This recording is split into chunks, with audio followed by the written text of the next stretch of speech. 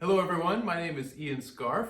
I'm a pianist and a good friend of the St. Paul's community. We are here now in my living room in San Francisco, California, which has, over the last few months turned into something of a recording studio and broadcasting studio. I don't know if you can see, but I've got all my microphone equipment spread around the room.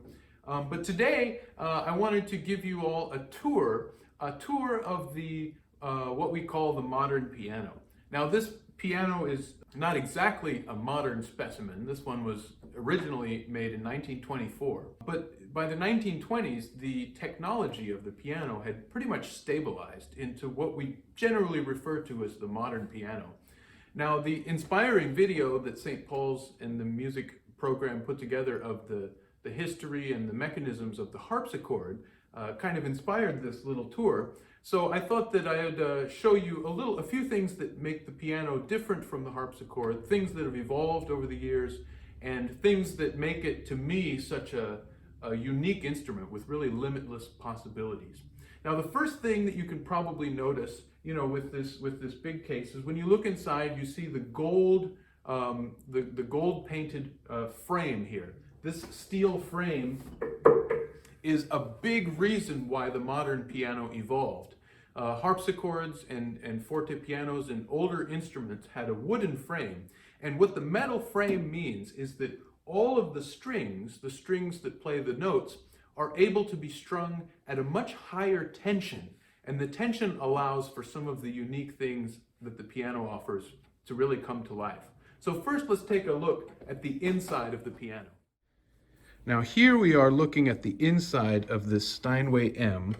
This steel frame has several openings that show the soundboard underneath. The soundboard is a rather thin and very fine grade of wood that creates a kind of resonance under this that makes the whole instrument like this. Now you see these strings are all strung very tightly on this frame. There's an enormous amount of tension in these strings. They are all tuned with these pins. They are all strung around this side of the frame. And as you can see, the higher strings have a single, it's a single steel string. And then when we get to the lower strings, not only are the lower strings much longer to account for the deeper notes, but they are actually steel strings wound in copper. So you can see that kind of copper winding, and if I scratch on it, you can hear. Don't do that at home, by the way. My piano technician would not like to see me do that.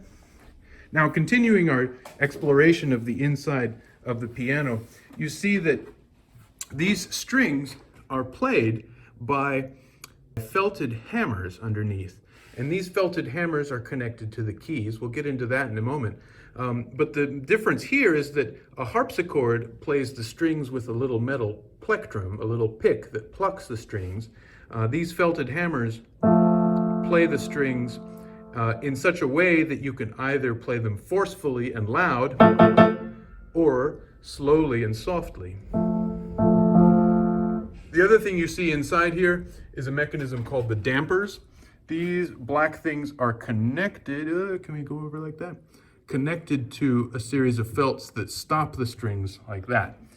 All right, now the dampers, either raise or lower, are connected to a pedal down here.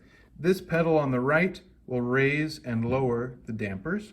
And what that does is it creates a kind of an effect. If the dampers are down, then they block the noise after the keys have been pressed. If the dampers are up by using the pedal,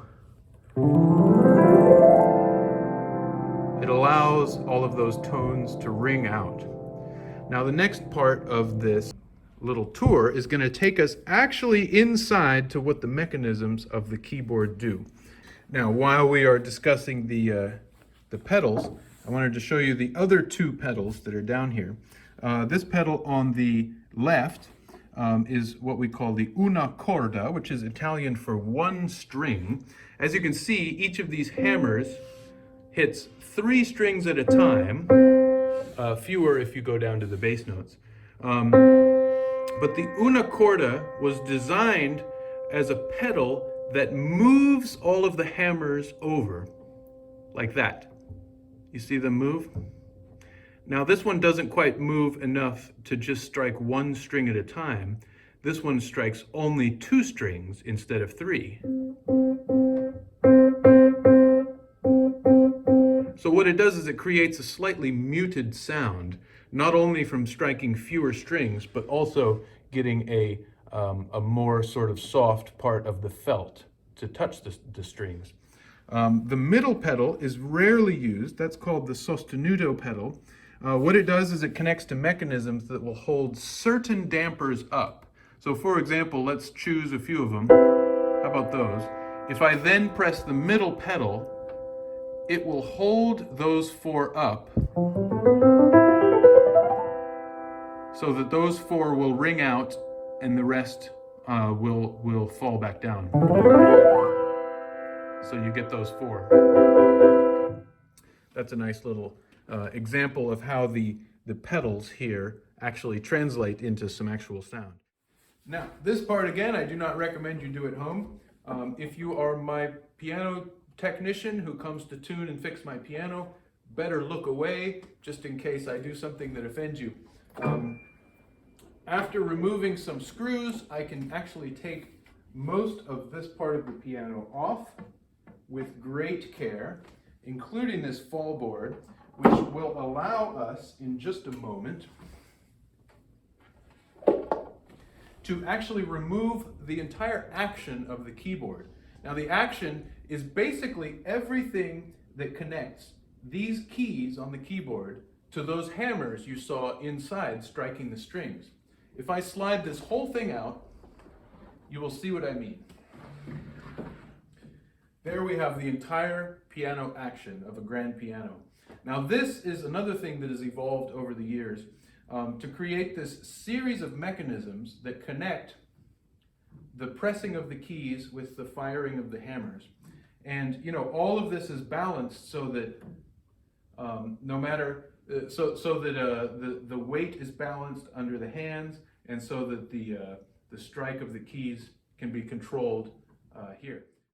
Now, looking a little bit more closely at the action of the keyboard, we can see how these keys, which go all the way into there, will connect to a series of mechanisms, which then, let's see there, will bring to firing the hammers. When the hammers come back down, there's a little leather piece that stops them, and then when you release the key, they fall back again. There you can see all of the mechanisms that connect the pedal to the dampers. See if I can press the pedal here, you see how it raises all of those dampers up here, just like that. So obviously there's a lot of complicated stuff going in here, but the end result is that you are able to do so much with this instrument. You're able to have so much control over all the details in the sound. Now, one of the things that makes a modern grand piano so versatile is the combination of the control you have over the hammers and the control you have over the resonance created by the pedal, by the dampers. So a good example of this would be maybe just 2 little pieces of music. One of them is a very old piece from Johann Sebastian Bach. This would have been written originally for a harpsichord, but sounds pretty good on the piano.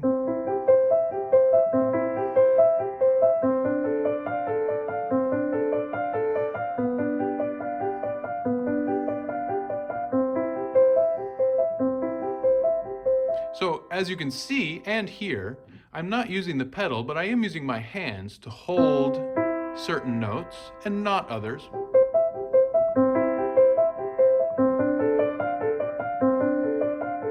That gives it that kind of unique sound. On the other hand, let's play a little bit of music by Claude Debussy. This sort of impressionist style of music really depends on getting all the sonority of those resonance of the strings.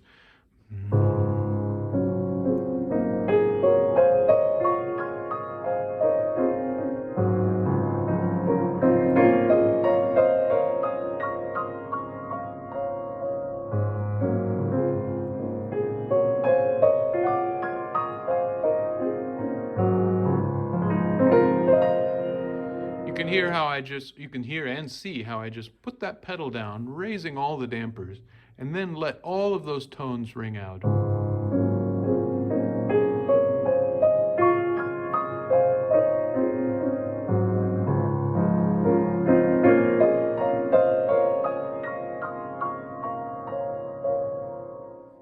This piano, like I said, was made in 1924, but most of the components that I've shown you have been updated, and recently, within the last couple of years. The main original component in this would be the soundboard that I showed you at the beginning, underneath the frame.